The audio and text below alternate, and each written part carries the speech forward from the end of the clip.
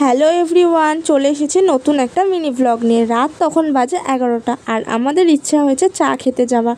তো যেমন ভাবা তেমন কাজ, দুইজনে রেডি হয়ে বেরিয়ে পড়লাম যাবার জন্য। রাস্তাঘাট প্রায় ফাঁকাই হয়ে গেছে, খুব কম দোকানপাট খোলা আছে। তো আমরা কৃষ্ণনগর রাজবাড়ির সামনে দিয়ে যাচ্ছিলাম, যেতে যেতে রাজবাড়িটারও একটু ভিডিও নিয়ে নিলাম। তো তারপর দেখো গেট পড়েছে এখানে। আমার এই টাইমটায় না খুব বিরক্ত লাগে, ট্রেনটা যায় তো চলেই যায়, শেষ যেন আর হয় না।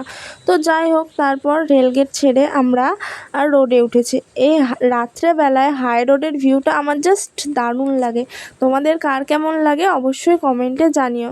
তো তারপর গল্প করতে করতে চলে এলাম আমরা দয়ালের চায়ের দোকানে। তখন প্রায় 11:15 বাজে। দেখো এত রাতেও কিন্তু চায়ের দোকানে মোটামুটি ভালোই ভিড় আছে। আর ওই যে আমাদের চা ওদিকে তৈরি হচ্ছে। তো তারপর চা হয়ে যাওয়ার পর কৌশিক চাটা দিচ্ছিল। তো চাটা দেখো, আমার তো বেশ এখানকার চা ভালোই লাগে। সর চা ভালোই লাগে বলতে দারুণ লাগে এক কথায়। তো তারপর দুইজনার চা নিয়ে একটুখানি ঢং করে নিচ্ছিলাম আর কি।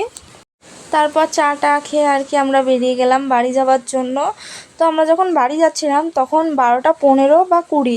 রাস্তাঘাট তো পুরো ফাঁকা হয়ে গেছে, খুব দু একটা গাড়ি দেখা যাচ্ছিল, মানে লোকজন নেই বললেই চলে। তো যাই হোক, আমরা আমাদের বাড়ির দিকে যাচ্ছিলাম। তো